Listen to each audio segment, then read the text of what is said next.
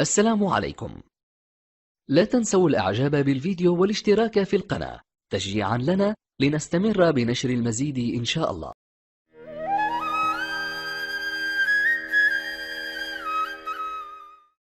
Why is change in life so difficult?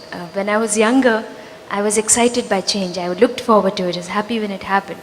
As I'm growing older, I try to avoid it as much as possible and not able to cope when it happens. It all depends who is initiating the change. Maybe, but is there something like an appropriate response to change? One reason why change is becoming difficult as you get older is you have found cocoons of comfort. There are many comfort zones you created. Any disturbance of that, you're disturbed now. When you were young, you were not looking for comfort, you were looking for life.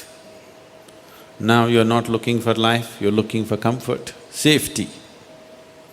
See, when you were 16, 18, you had wild dreams as to what you want to do with your life. By the time you became 25, you cut down all the frills and thought, this is all not practical, I am becoming practical now. All that happened is you were becoming a coward, but you said, I am becoming practical, and cut down many things and said, if I get a job, if I earn my living, this is okay. By the time you're 35, you're thinking, if I don't get into any trouble, that's enough. You're not looking forward into anything great happening. If I don't get into trouble, that's enough. But that's when you start getting into trouble. So, you're not looking at life with zest, you're looking at life as safety. The more security-oriented you are, the more disturbed you will be with every change that happens in your life. The essence of physical existence is change, isn't it? Isn't it so? Everything is changing. Is there anything that's not changing? Everything in the existence is changing, isn't it? The physical existence is constantly changing. The very essence of physical reality is change. Nothing is constant. Even the so-called static states are dynamic in nature, everything is changing. So if you resist change, you are resisting life. If you want an unchanging life, there's one beautiful place where nothing changes, that's your grave. Either you must go to your grave or you must get enlightened if you don't want change. Then somewhere inside everything is same. But otherwise, as long as you're a part of the physical process of the existence, everything is change, there is nothing that is not changing. See, this moment you're inhaling, next moment you're exhaling, it's change, isn't it? If you don't want change, you stop it. So when you resist change, you must understand you're resisting the very process of life, not just your life, you're resisting the very fundamental process of life. Invariably, you will invite all kinds of suffering. If you're living and you want to be dead, you will ask for trouble, isn't it? You must be living. When you're living, you must live totally. If you want to die, you must do that efficiently. These are inefficient ways of killing yourself, really. Unhappiness and depression are inefficient ways of killing yourself, isn't it so? At least be efficient.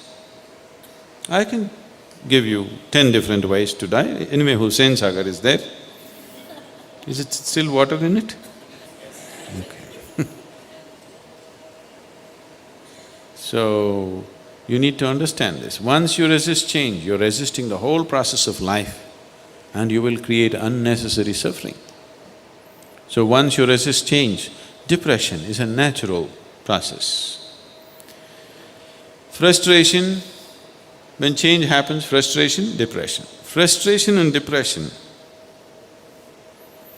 are… on a certain day, the devil decided to retire.